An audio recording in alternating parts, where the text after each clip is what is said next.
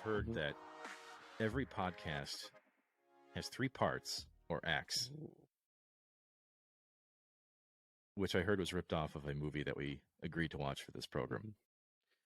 It may be, as I'm still trying to figure out the 3 acts to a podcast. There is, I believe, the thought, the hasty production, and then the post.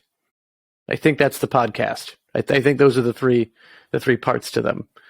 Yeah, I think that sounds about right. I think that's what we do. We don't edit anything. Everything's a one take on this show. So if you see a jump cut, it's just we're jittery. That's all. I was going to say that's intentional. Like yes. Us doing that. That's a spastic intentional movement. It is not jump cut. Yeah. So we were just going to go into the movie we're watching this week, or rewatched for this week, and that is the Christopher Nolan's meat within a early Batman sandwich. Right between Batman Begins and The Dark Knight Returns, we get The Prestige in 2006, which also has, two, I think it's just two actors from the Batman series that Nolan put out, Christian Bale, and one of your favorite Brits that you like imitating so much, Michael Caine. Yes. Who doesn't like Michael Caine? Come on. Who's not a fan of Michael Caine? Yeah. Dude's been around forever, man. He's fantastic. And I love how Christopher Nolan keeps going hey, do we still have Caine on speed dial? Phone picks up and he's just like, "You want me another movie again, don't you?" And he's like, "Yes, I do. Yes, I do." Yes. Yes. He's like, it's one of my favorite Michael Caine moments ever is not an on-screen one. It's where he talked about how he met some guy that heckled and harassed him over Jaws. I think he's in Jaws 2. I thought he was in Jaws 3D. Is he in 3? I thought he was in 3D. I'm pretty sure he was. 3D, but he was in a Jaws sequel, and how this guy told him that it was hands down the worst movie he'd ever seen in his life. And Michael Caine was like, yeah, that may be. But I bought my mother a house with that movie. So, yeah. Okay. Even that guy's one of his worst movies was probably better than someone's biggest accomplishment. So there is that. Good job, Michael Caine, and putting out a crap Jaws movie that, you know what? Honestly, the main scheme of things doesn't matter. Went out there, made money, mom got a house. That's a win for Michael Caine. It's not like a lot of actors feel regret for films unless it's like Bill Murray and Garfield, Yeah. Well, I believe Christopher Reeve was quoted as saying he made too many Superman movies. So yeah. I think a lot of people agree with him on that front. Yeah, 3 and 4 did not need to happen, but hey, here we are. At which point you got to be like to the original Star Trek cast. You got to be like, did you guys make 4 too many movies? I mean, do we want to talk about that for a minute? Yeah.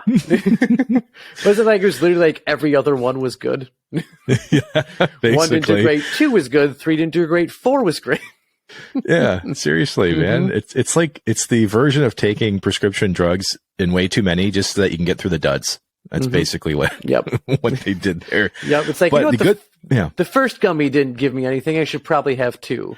Ooh. Yeah, you really want to feel it. You really want to feel it, Yeah. Well, that's what's good about this movie from Christopher Nolan, because famously, Joe, we didn't know this during our recording of Inception, but we found out in post that you actually didn't care for Inception at all. It was not my movie, and I'm sorry. I apologize to everyone, because I know that is kind of a gold standard in not only Nolan's movies, but just kind of movies in general. And I couldn't get into it. I don't know what it was. Acting was not bad. It was definitely not bad. Amazing cast. What I think was considered good writing, but to me, it felt complex for the sake of being complex. Which I guess, I don't know, for some who have seen The Prestige and who have seen Inception may think it's hypocritical of how much I like this movie, because this is the one where if you haven't seen it, I almost recommend that as soon as you're done watching it the first time, you watch it again right away. Because there is so damn much layering and foreshadowing in this movie that it is crazy that when the end happens and you're like, how did I not see that coming?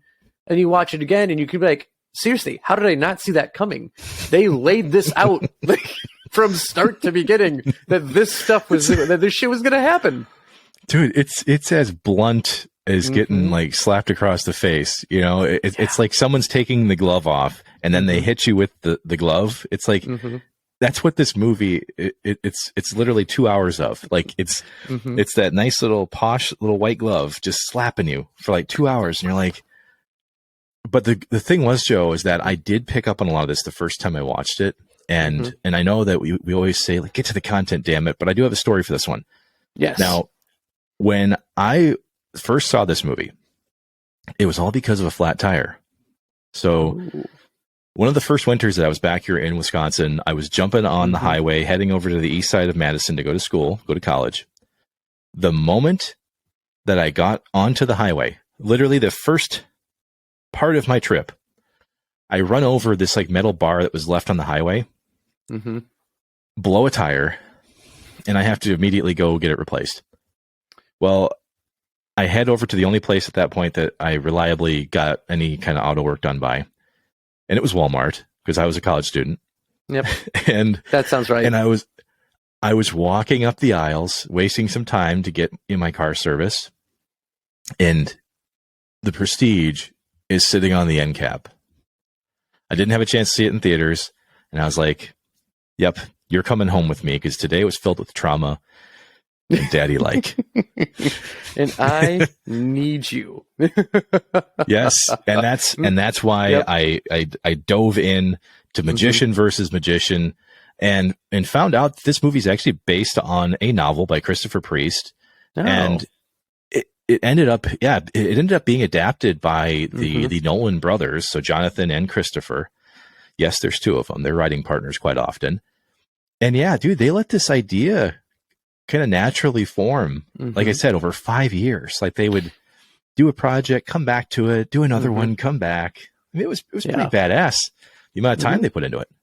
Yeah, no, and honestly, taking just a step back there, when you had a story to go along with this movie, after the last film we talked about, I was fully expecting we're like, so Joe, for the Prestige, there were 3 women. One for each act of the movie. two divorcees who were thirsty, man. They were thirsty. And I had learned from the Mummy that day, my friends. I just dove right in. My intentions were known immediately. Yes. What had once been a coy Mark, playing it off as though he wasn't really knowing what he was doing with these 2 girls, knew full right that he wanted all 3 this time. So anyway, when looking at accolades for this movie, like you had mentioned, it was adapted by the 2 Nolan brothers based off of a book called The Prestige by Christopher Priest. This is something, when we look at the success of Christopher Nolan, this was nominated for Best Art Direction and Best Cinematography. Did not win either, which is kind of sad.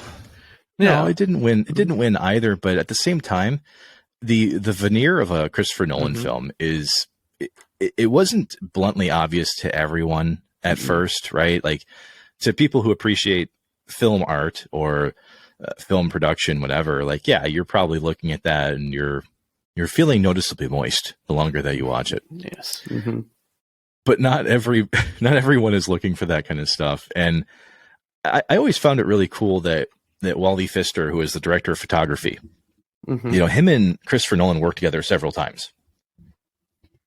And it doesn't take very long to kind of figure out that this movie is very, very much Wally Pfister. Like you're not using a whole lot of production lighting. Like it's all naturally lit, dude. If you go back and watch this, that's why it feels like it kind of has that gray slash like I don't know if you want to call it like a diseased blue kind of hue to everything. Yeah, not like a full on Peace Super scenario, but when you're going into like the history and the backdrop of the Victorian age that it's set in, is you have that this is very much the era where the old fashioned is being replaced with new and modern, where we have the onset of the Industrial Revolution, and science is the new magic, which is also, a theme to this movie that we'll get to in a little bit. And that it is something that is so wondrous and seemingly impossible that instead of people not dealing with it or learning about it because they don't understand it, they think of it as magic, or they think of it as something more than what it is, which I think is a line from another movie, to quote, is that any advanced technology would seem like magic to a lesser civilization, which I believe was Superman Returns. But alas, we'll just throw in random Superman facts this entire show. It feels like it needs to be said by a British person, like it does. When you say the science and the magic, it's just like, just feels like that, or maybe a little bit lighter, the science and the magic, Yes. But yes, you're absolutely right. Like I kind of equate this to the effect you kind of get from Robert Downey Jr.'s Sherlock Holmes, where you're on the step, like the stoop of mysticism, right? Yes. But you're also set against this very important formational time in human history, so it all kind of feels like you're being placed in the seat of someone who doesn't know what it's like to be beyond that point, and it's deliberate and well done, I think. Yeah, absolutely. And when you look at deliberate and well done, looking at like the actual production part of this, is there's actually, believe it or not, very little set building to try and turn Los Angeles into Victorian London. But the little they did do was like spot on, the amount of care that they took to doing this. Because one thing that they were known for doing, again, this, like I said, being like this really turning of a page in world history, is that this is also when we first get like really, really heavy advertising anywhere on the planet. So you just see like entire walls and lampposts and like horse carriages covered in like the same advertising over and over again, layered right on top of each other. Because you have to think, again, this is a time before television, before radio, where if you want someone to find out about what you're doing, about your show, your store, your anything, you have to make a poster for it and slap it up on a wall where it's not going to get torn down. And the best way to do that is make as many of them as you can and put them up in as many places as you can. So you have almost like Doctor Who Bad Wolf style, just like posters on top of posters all over the place. I kind of feel like busting out song from The Greatest Showman now, because it's set in like the same era, just in the U.S. and also stars Hugh Jackman, Yep. Which also just I was secretly waiting for the podcast to actually start going into the characters and comparing one magician to the next, because Christian Bale's character is far much more on the technical side of the tricks. And you have then Hugh Jackman's, who is more about the flash, the panache, and the show. And so one might dare call him the greatest showman between the time. And that's what is interesting about this movie, because I do not want to ruin this movie. It is way too great of a payoff, but at the same time, you're right. Like the problem with Jackman's Robert Angier and then Bale's Alfred Borden is that they are two halves that, if put together, are the perfect magician. But they both have their critical flaws. Yes. And so that's what's really fun to watch unfold throughout this movie. Because like you mentioned, Joe, the set building is fantastic. Yeah. The cinematography is great. The imagery is stunning. And I mean, Christopher Nolan doesn't screw this stuff up. No. He just doesn't. No. I mean, he can set up a shot, but more than setting up the shot is, I guess, the care and just fully crafting everything about the shot. So more than getting like the angle and the lighting and the backdrop right, because the backdrop may be something that's produced later on, whether digitally or like maybe you just get like a perfect view of something in the background. Like this is a guy who's crafted an entire set to where the directors are saying like, you know what, like we can set up a shot so easily because of how well everything around it has been produced and how much care and thought's gone into it. Yeah, exactly. You don't have any of those moments like you would in a Marvel movie where someone turns around and you're like, yep, that's the green screen moment, which is 90% of the film. Yeah. Yeah. But no, you don't get that here. Now, No. you do get an absolutely stunning cast, as we've mentioned, because Christopher Nolan does not fuck around when it comes to casting. No. And we've already covered some big ones, but I do want to take a moment to help some people do an impression. And Joe, I'm even going to teach you how to do an impression tonight, okay? Ooh, okay. So we briefly mentioned Michael Caine. Mm-hmm. Now, I want to teach people who are listening and yourself how to do a Michael Caine impression. Okay. All right. So how we break this down, I can teach anyone to do an impression of Michael Caine by just saying his name. All right. So Joe, can you say the word my as in a possession? Like that's my thing. Just say my. My. Okay. Perfect. Yes. Now, step one. Try your best to say cocaine, but fully pronounce the phonetics of cocaine. Cocaine. All right, perfect. Now, say my cocaine, just like how I taught you. My cocaine. Yep. Now, just tweak that a little bit. Tweak that a little bit. Now we're trying to go pretend like you're from his hometown, but you're saying my, almost like with like an H, right? Like moi. Okay, moi. Cocaine. My cocaine. Yeah, more cocaine. My cocaine. My cocaine. And then, just add a little rasp. From there. A little rasp on the end of that cane. More cocaine. And then you got cocaine. My cocaine. More cocaine. My cocaine. Yeah. I've been doing this for quite a few years, okay? I've been doing this for quite a few years. So after a while, you'll get the hang of it. But yeah, folks, try it out. Go in the mirror. Practice. Beautiful. Yes. See what it'll do for you. More cocaine. So anyway, there you go. But yeah, so Michael Caine ends up acting as the mentor, though, to Hugh Jackman and Christian Bale, and they end up forming this kind of like family of magicians, and isn't it? And it's truly a family because they're like bickering with each other at times. They're it's not a It's definitely you would think like maybe a step family. Like they're helping each other grow, but they're driving each other absolutely crazy in the process. Yeah. Well, you're not my real dad. Yeah.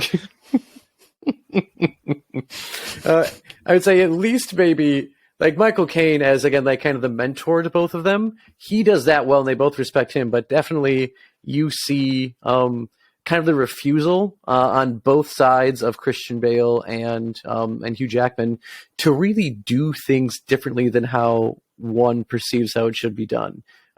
Christian Bale thinks that Hugh Jackman is playing it way too safe, and he wants to do kind of riskier, bigger things. And you've got Hugh Jackman saying that, like, just doing big things isn't enough. You have to actually have some flash and some panache to it. You've got to get the audience to really like you as much as they like the magic. And Christian Bale's like characters didn't see the value in doing that. So, you have like this butting of heads, which eventually leads to them parting ways and things getting very ugly pretty darn quick, to be honest. Yes. It really it's a very sharp, like, well pointed out thing that these guys, you can tell they don't get along, and the moments of clarity between the two of them are very far and few between. Now, we don't want to mention specifically what causes this whole thing to fall apart, because if you haven't seen this yet, you need to see it. I hate to say that because people have been telling me that about The Office for years, and I fight them on it. Yeah. Well, at least, with this show, there's no like bad 80th minute to it or something where you could have actually gone without that minute or that season, and it would have been fine just ending either before, because you make a lot of poor decisions to try and just replicate characters that used to be on the show, or make very pointless, weird drama between like the two fan favorite characters who were a couple. Like that stuff, like you didn't force any of that into this movie like you did that season. But anyway, Speaking of fan favorites and others in here, Scarlett Johansson is in this movie as eventually showing up. She shows up in like kind of like the second half of this movie. She's not in there the whole thing. But just about, just about. Yeah. She ends up becoming one of the future. I don't even know what the term is for this. What do they call the assistant, the magician's assistant? That's what she becomes. Yep. For Hugh Jackman later on, for sure. Yeah. Other than that, we have the head of the Guild of Calamitous Intent himself, Mr. David Bowie, who gets to play a historical figure in this one. So in a world of kind of like an homage to the Victorian era and the entertainment of the time, we have actually a real person being represented with Nikola Tesla by David Bowie. We get to see hints towards the level of competition he had with Thomas Edison, where you actually get to, I'm trying to think if they allude directly to the elephant, or if it's just another animal. We're going to get there for sure. Okay. Yeah. We will get there shortly. I promise you. For the folks that have listened to us before and they say we'll mention that in a bit and then we never get back to it, we will get back to this point. I promise you. To it. Yep. But yeah, dude, David Bowie is fantastic as Nikola Tesla. Andy Serkis plays his assistant, Mr. Alley, who is, this is not a part where they're asking too much of him. And that's why I love Andy Serkis in this, because everybody knows him for Gollum and, you know, for mocapping a gorilla in Planet of the Apes and all that. He does a fantastic job just being like a servant to Tesla. I loved this role for him. I really did. Yeah. And they, believe it or not, they do sneak in a Lord of the Rings reference into this movie. Did you catch it? Ooh, I don't think I've ever even tried to watch for it. Okay. So, in a scene where I believe it is Hugh Jackman having a conversation with Mr. Alley, I think it's one of the first times they meet where there's a gate between the two of them. At one point in time, Serkis actually asks Hugh Jackman what he has in his hand, which in magician's terms, once upon a time, was a way of asking someone what do they have in their pocket for what they're actually hiding for the trick. Yes, the ring is still in your pocket. Yes, what's in my pocket is what Bilbo asked Gollum when they first met. So I guess not a Lord of the Rings reference, it is a Hobbit reference. It's the series. It's there. It's the story. Yeah. So, but yeah, just a fun thing that was put in this movie.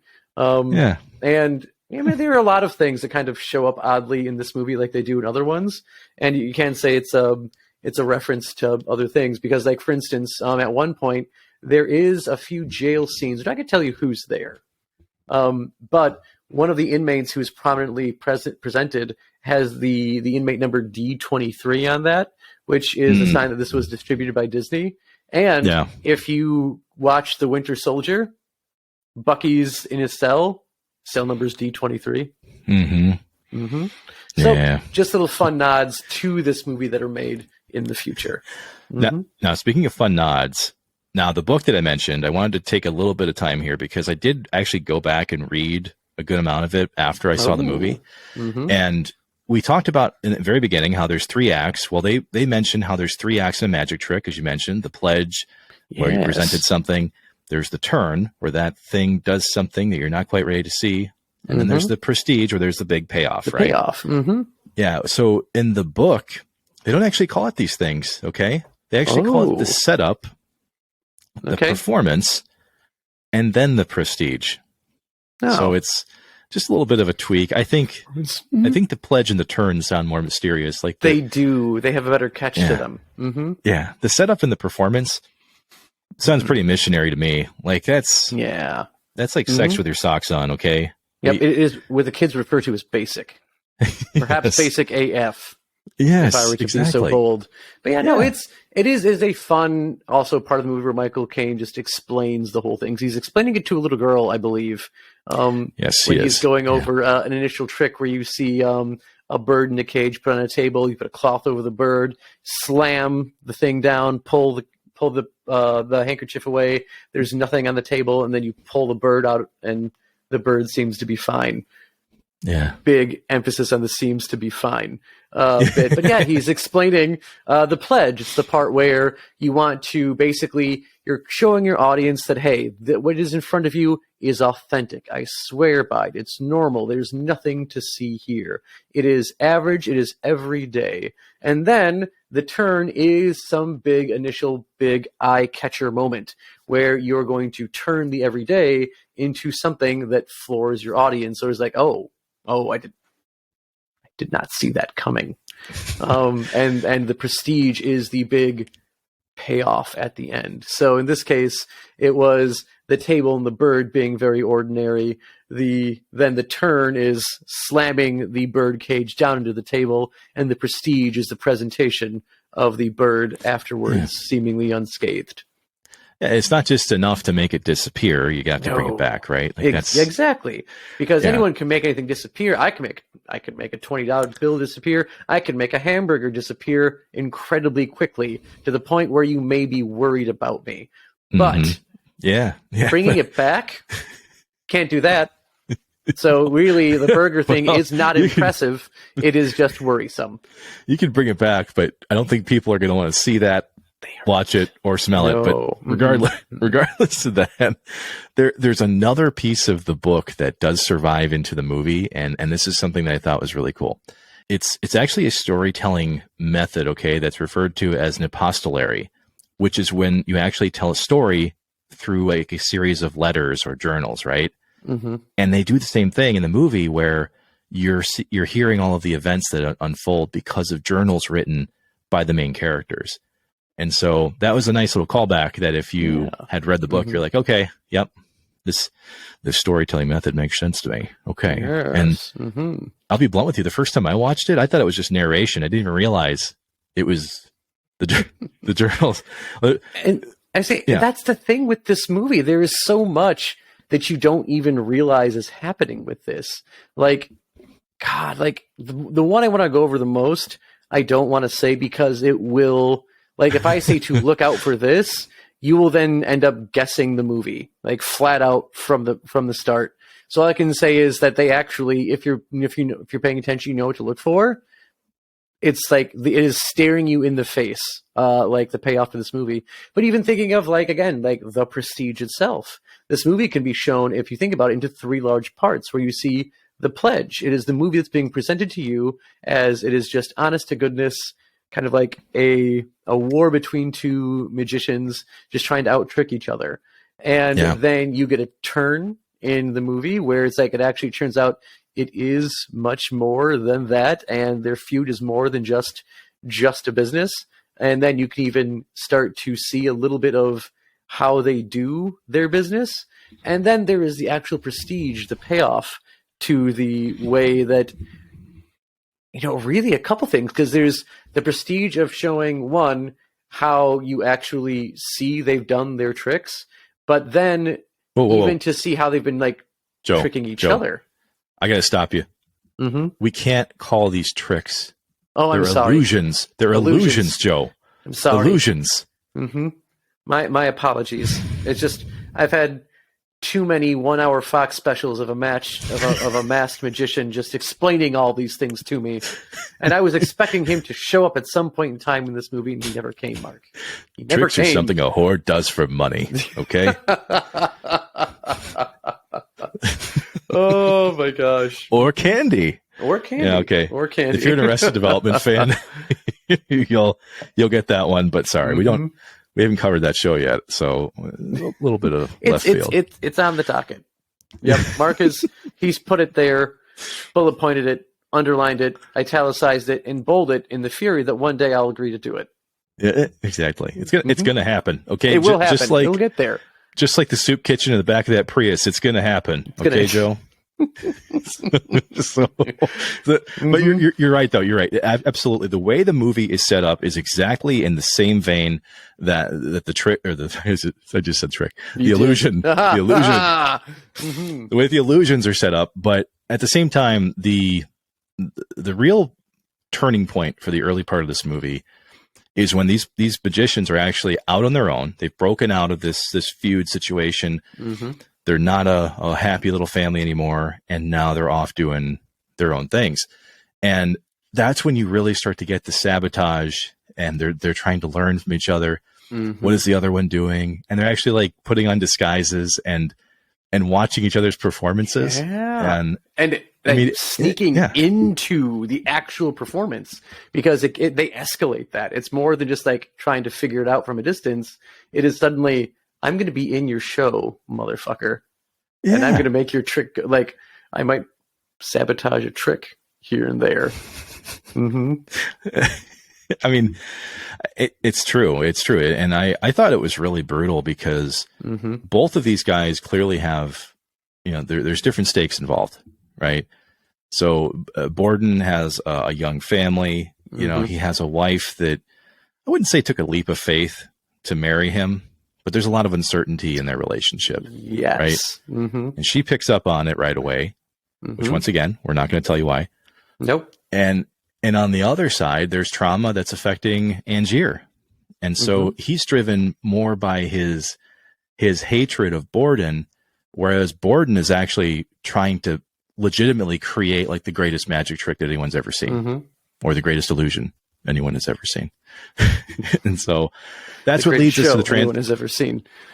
Exactly. Exactly. But that's what leads us to what's called the transported man, which is supposedly the greatest trick that anyone has ever seen. Yes.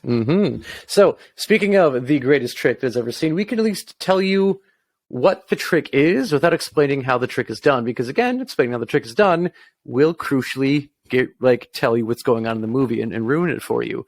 But basically is you have Alfred going into one door with a ball where he bounces the ball and then it goes into the door. And about 10 feet away, there's yet another door. And the ball is now bouncing towards it. And just as it gets close to the door opens up and out pops Alfred to grab the ball. And it appears he has been transported that 10 feet.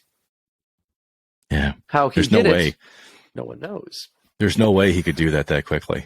No. There's just no way. No. Yeah, the technology doesn't exist. Doesn't exist. No one's that fast. No. No. I mean, if you were that fast, I think you just get made fun of for it. Yeah. Yeah. Borden's backstage just going, fast as fuck. Fast as fuck. Fast as fuck. The fastest man alive. We'll tell you, I could do that trick. Fast as fuck. Yeah. Yeah.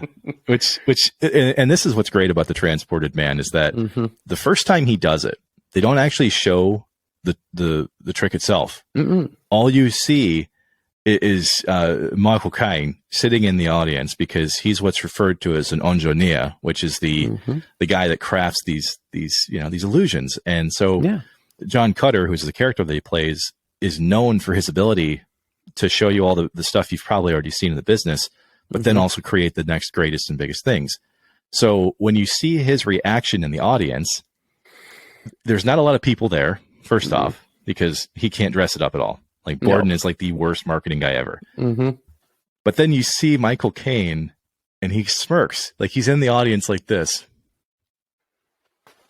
And for those of you that are listening to the audio only version, it's a smirk where like his lip just barely moves. Like it's a little, but he's like going, oh yeah. It's a bit of a Mona Lisa smile. Bit of a Mona Lisa smile she's got going on there.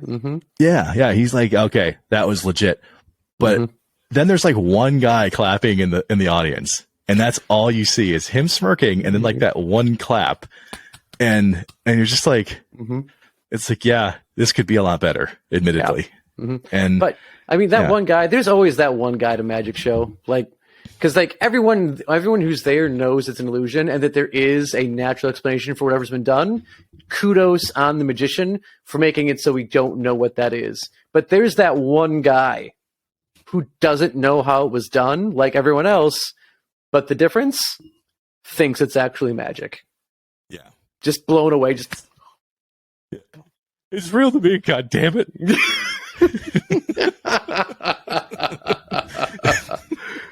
Oh my god. But it's such a stark contrast though to the other magic shows that you see in the film, because every one of these magicians that you're introduced to, there's some kind of flash to every one of them, or a very like a very specific thing that they do that they want you to focus on because of the imagery of this film. Like it's very deeply seated.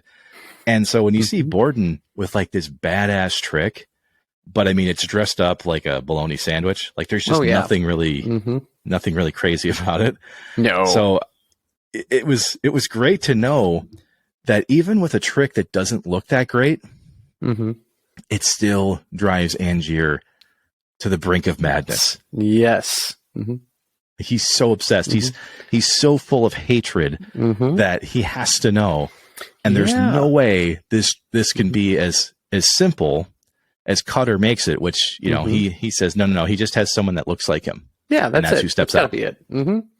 And so like he just refuses to take any simple or logical answer to be the truth. Yeah. So he almost like he goes like full Spock with when you've eliminated all the possibilities, then the only thing that remains is the illogical or something. From the first Star Trek, from the first of the Abrams movies. The only thing that can be probable is like the improbable. However improbable, it must be probable. Something very Spock sounding. Yeah, you're right. I remember that line. It's definitely something like it's like in the absence of when you've eliminated all their possibilities, whatever remains, however improbable, must be probable. Whatever that green something like you're right. Hobgoblin said. Green-blooded hobgoblin. But it's true though, and what's funny is that Michael Caine actually mentions this in a different movie where he says, you know, obsession is a young man's game, you know, and it's the truth. He's obsessing about this, and to the point where he rips off the trick. You know, Angier rips off the trick from Borden, and frankly doesn't do it very well in a technical sense, but in a dressy sense, it looks the part. Yeah, he goes a full-on animated Ghostbusters versus the real Ghostbusters, where he literally calls it the real transported man, or the actual transported man. It's like, just a little jealous, are we? That we're gonna take the same name, but just make it. Oh, this one's actually real, not that trickster, that shyster. He's not a real illusionist. It's like those restaurants in Minnesota that came up with the Juicy Lucy hamburger. Oh, yep. And they're like, this is the home of the real Juicy Lucy. It's like, you see how we did that? They're just the Juicy Lucy. We're the real Juicy Lucy. They're lying across the street. It's like, just guys, the hamburger with cheese in the middle, guys. Yeah, just cheese in the middle, man. Like, this is like I remember having those like in like grade school, and they were called pizza burgers. There's a fucking frozen patty with mozzarella cheese in the middle, and it was the worst thing we've ever had in our lunch menu in a terrible private little Catholic school. But like it's like, oh my god, it's pizza burger day, and it's like, oh, it's like a Juicy Lucy but worse. But not a groundbreaking invention in food, but alas. And this is coming from Wisconsinites. Like, we love cheese. So you think we would be in awe of how someone finally did something so simple as putting the cheese in the burger? But it's like, you know what? That's fine. That's Mama didn't raise no fool. Okay. I know my meats and cheeses. I don't need it dressed up. No. But this is that part of the movie where dressing up the act actually kind of screws over one of the characters. And obviously it's Angier, because as we mentioned, he hires an assistant played by Scarlett Johansson. Or Scarlett. I said Charlotte. Scarlett. You did. Yep. I'm still living in National Treasure. We're still in National Treasure. It's fine. But he actually sends his assistant to go and try to steal the transported man's secret. And that ends up leading to her finding the journal of Borden and handing it over to him. And there's a very important clue in this journal. And it says Tesla in capital letters. Which, for those of you that actually know history, you would know that Tesla is not in 1800s London. He's actually over the United States. So, Joe, to the point that you wanted to make about the, we'll call it the, actually, what was it referred to as? The elephant. No, but wasn't it called the Current Wars? Wasn't that what it was referred to? Yep. War of the Currents. Yeah. So this is actually an important part in I guess just the history of energy and technology in general, is that Nikola Tesla actually did work for Thomas Edison during this time. And they did a challenge to test the efficiencies between, AC and DC current. Of course, Nikola was on the right side with AC current. Indeed, he was. The more efficient of the engines. Yes, rest his soul. Yes. But there was actually a bet, Joe, between Edison and Tesla, where Edison challenged him to go, okay, fine, prove that your current is more efficient and, will guide us to the path of clean energy and more energy to all. And when Tesla solved it and said, here's how it works, he goes, yeah, we're not going to do that. I'm not going to pay for that. Yeah. Well, it was, I think it was actually because it was when Tesla was still working with Edison, and Edison was having issues with the direct current engine. And maybe the thing was like those things were like rife with issues. And part of it was that because they tried sending out such high voltage, because the further the electricity gets away from the engine, the less voltage you have. So the idea is like, let's just beef up the voltage, and that way you get a higher thing and it lasts a bit longer. Well, they kept burning out the engines when they did that. And so Edison actually said, if anyone could fix this and actually make it work, I'd give him $50,000. And so you get Tesla, who comes around and works for Edison. And in the meantime, he is trying to like work on the alternating current engine, which, by the way, he did not invent. The alternating current engine was around before him. He, however, just made a better working one. For the same way that we could say that Edison didn't invent the light bulb. The light bulbs were around before him. However, he and his team made one that would last more than, a few hours at a time, making them actually practical and able to be used. Same with Tesla and the alternating current engine. But Tesla, while working on that in his spare time, also working for Edison, actually did make the DC engines like from burning out and like basically destroying themselves. So of course he does this and says, hey, where's my $50,000? Because I fixed the engine. And Edison replies with, I don't think you understand American humor.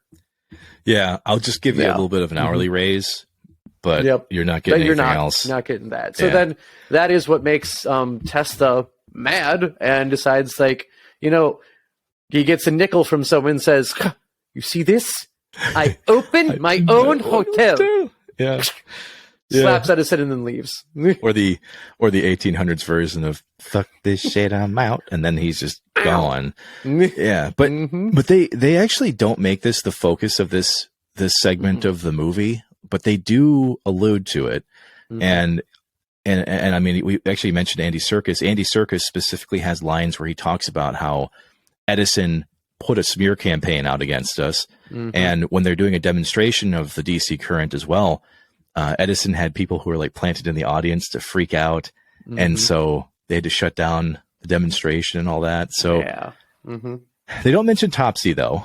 Yeah. Because I was trying to remember if like, was that scene, like the freaking out, was that Topsy the elephant? But it wasn't Topsy the elephant.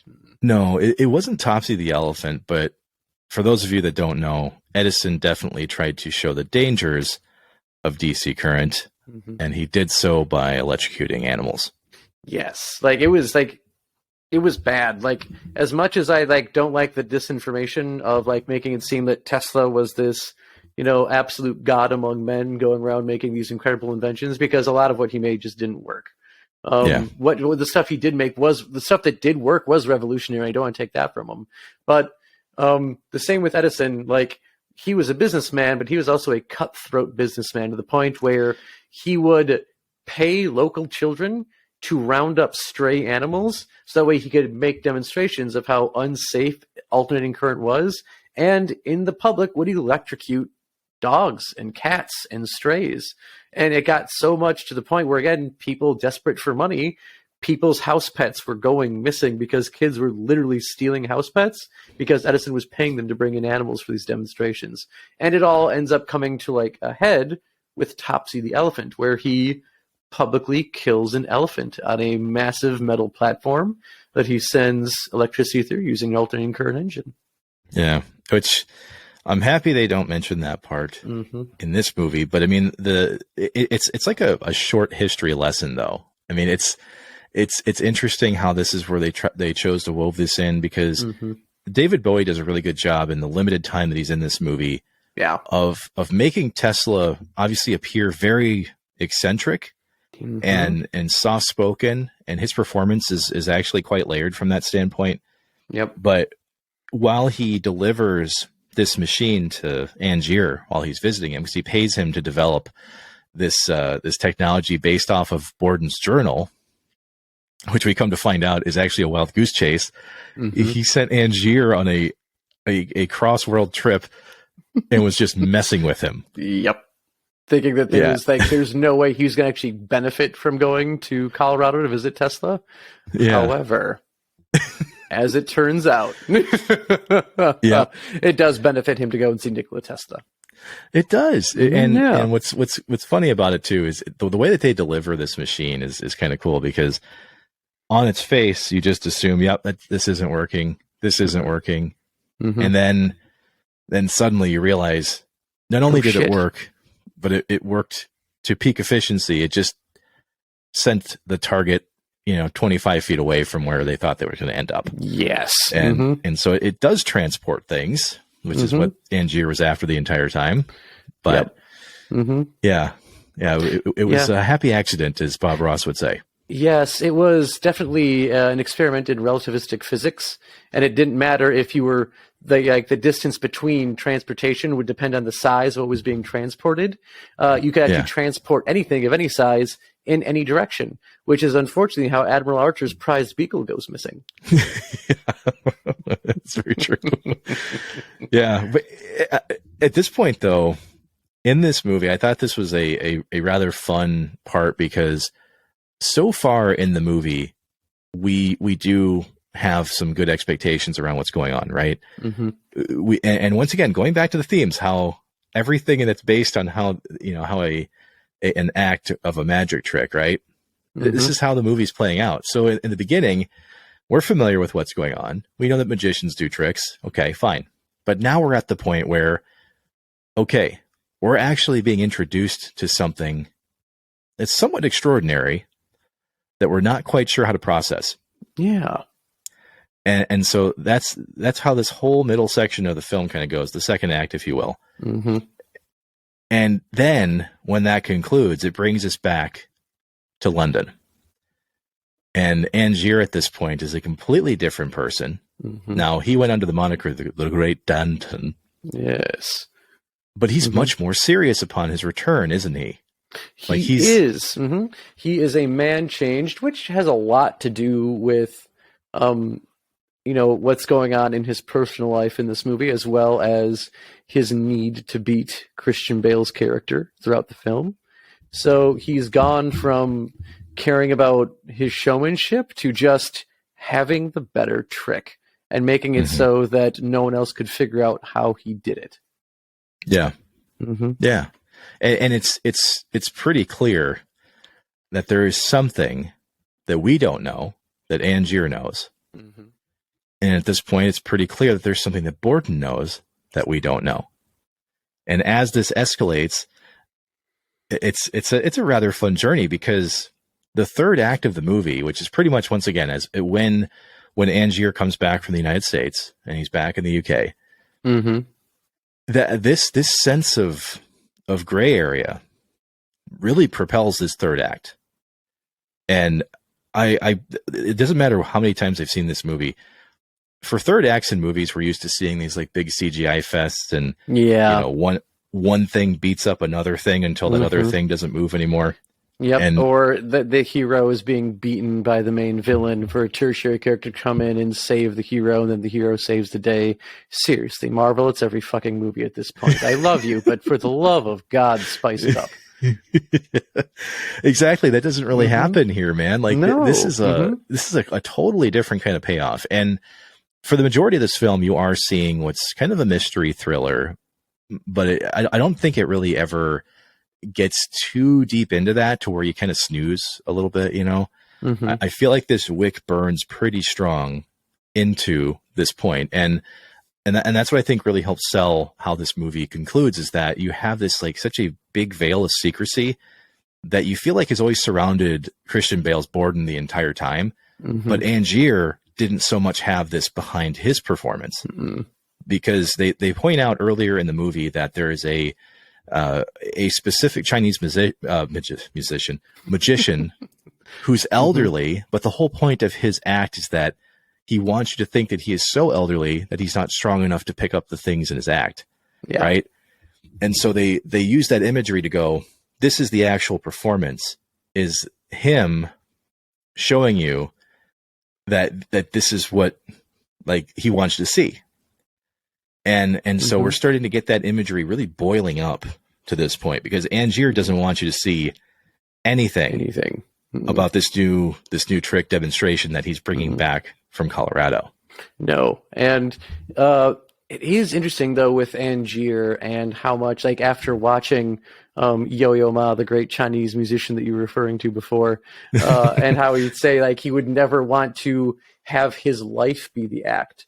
One thing that I'll throw in here is that Angier is actually hiding something the entire movie that has nothing to do with his act, that when thrown in here, again, it gets thrown into the actual prestige part of the movie, like during that third act, is interesting. That it's like, again, like you wouldn't have expected his character to be doing this throughout the entire thing. And it's not something that's pointlessly woven in either. Again, it's just another great layer to this movie that comes forward. And of course, I was making fun of Mark with the great Chinese musician Yo-Yo Ma, who is an American Chinese cellist.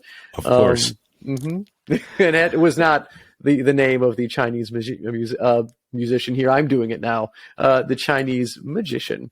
It's really easy to trip over your words. It really is. When we've been doing this for almost 150 episodes of like produced content, and there's that one night where the perfect game is lost within the first first 2 innings, the perfect game's gone. Yeah, just feeling good with yourself. You strike out one guard, or like, yeah, this is going great, and you just throw him right down the pipe, and he cracks out of the park, and it's like, son of a bitch. There it goes. Yeah, slap your knees and do the Midwest yelp or whelp. We're out of here. Yep, so, there we go. But we don't want to skip over the third act of this movie. But holy shit, is it one of the greatest third acts of third acts? Like, if you're going to third act hard, this is the third acting you need to do. I mean, it's not just a convergence of secrets that you have the entire movie that if you watch closely enough, you can kind of figure out. But I mean, it's literally mirroring the exact thematics of the book, and it's like this slow burn that just it stops you dead in your tracks at the end. Yeah, because you find out so much more that's going on in this movie than they're just like how they do their tricks. Because obviously that's what they're trying to figure out with each other. And as the audience, you're going to figure that out a little bit before them. But the way, like, God, just the way that there are some things that happen in this movie where a character is asked something and they say, like, they don't know. They don't know what's going on. And all you're sitting there like, how would you not know? You did it. You should know what's going on more than anyone else. And then they show you why that character doesn't know. And that turned out that wasn't a throwaway answer that they were just giving earlier in the movie. Just brilliant. Yeah. Brilliant. Well, and that's, to your point, Joe, it's the amount of imagery that shows up throughout this entire movie. And that's why the second viewing is essential, because you appreciate it, like you said, so much more the second time that you see it. Yep. And yeah, it's so brilliant that it can be as simple as using a double in a magic act, we'll put it that way. But in retrospect, Joe, I just wanted to mention a couple things about this movie. You know, the Edison Tesla battle that essentially went down in real history, I think it actually is worth looking into if you're a fan of either history or just the film itself. Like that era in human history, it's a little depressing. Yes. Like Bratislava in the winter, but yeah, it's a little depressing. A little depressing. But at the same time, it perfectly mirrors what's going on with these magicians as well. You know, they're fighting over similar ideologies and how to do it the correct way. And so it becomes the perfect theme to kind of set this against. Yeah. So, again, it could have been like another opportunity that some films do where it just seems like, you know, the director is just trying to have like some sort of message that's being, where it almost feels like it's being forced into the movie, where it's like, you know what, like, I get it. You're slamming it into my face now. You want me to look at this. You want me to hear your message. And it always feels like it can feel forced. And like the delivery is always out of place. Kind of like we're the spark that lights the new fire of oh my God, it's us! Like, oh my God, this is bad writing, and somehow you followed up with worse writing and somehow Palpatine survived. Oh my God, we're out of ideas. But anyway, like, this is something where having this battle of Tesla and Edison does perfectly mirror what our two, I was going to say, like, can we call them both our protagonists? There's no real antagonist in this movie because it's not where you can see one magician is clearly doing something worse than the other. And maybe that goes back and forth in the movie. I would say this. I would say that that Hugh Jackman's Angier is much more on the antagonist side.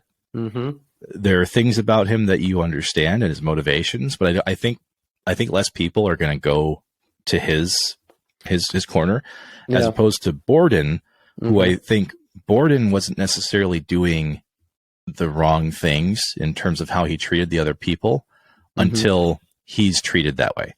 Yeah. Like, he reacts to what happens to him versus Angier doing things to other people. And yeah, obviously he doesn't have to do the things that he does, but I think that's really how to break that down. And the core theme behind it is asking, who is truly the one sacrificing more? And that's what I think separates those two characters. Borden, from the beginning, understands sacrifice. He understands what it means. And he very clearly calls it out, as we mentioned, with this magician that he observes. Like, he says that's the real magic show, is watching him sacrifice what people think of who he is, right? Angier didn't get that. He wanted to take the shortcuts. Yep. And so that was my big takeaway. What is truly sacrifice, and who's willing to do it? I feel like we could probably do an entire season on this movie and breaking it down and going over every little thing that it does right, and it still wouldn't be enough time to cover it. Like, if we still did side stitches and we called them, like, you know, the second watch or the second run, or the maybe Digital Dissection New Game Plus, I don't know. Like, we could do that with this, and I think we could still have so much more to discuss over, like, again, who sacrifices more, what themes are going on in this movie, how the Nolans really layer that and layer it. And again, the fact that they can be like, you know, like, I just criticize, like, how, like, directors and writers will, like, just slam something in your face. The fact that they managed to be slamming something in your face the whole time, you didn't even fucking realize it. And that's what's done so well with it. And that's why this is good storytelling, is because it is there the whole time. You just don't know what to look for. And a lot of it, in some cases, can be like sleight of hand, like camera work, where if you watch it when you watch it the second time, like, oh my God, I fucking see it so obviously now. And sometimes it's, you know, between props that are there, and other times with people, where, like, I can't believe I didn't recognize this actor in this moment. So, God, watch this movie. Watch it twice, watch it thrice if you need to.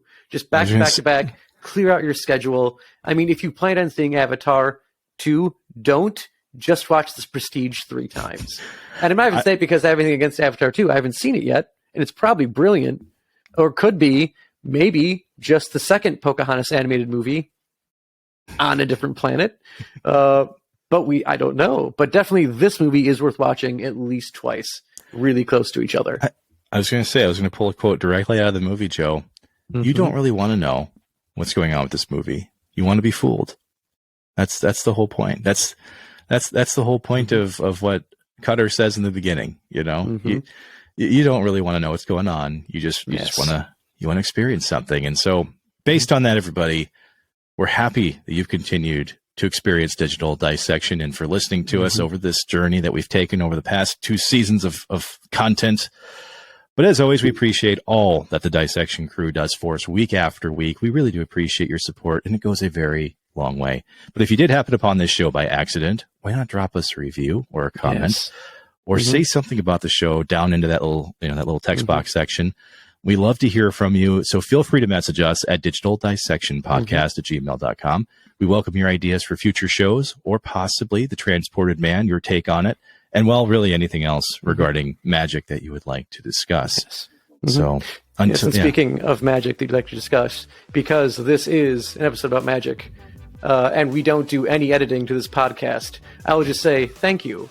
And this has been our episode on The Prestige.